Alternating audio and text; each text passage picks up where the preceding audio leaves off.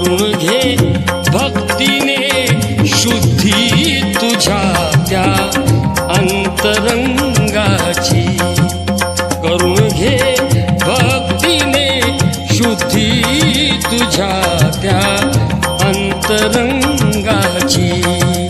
कधी लाग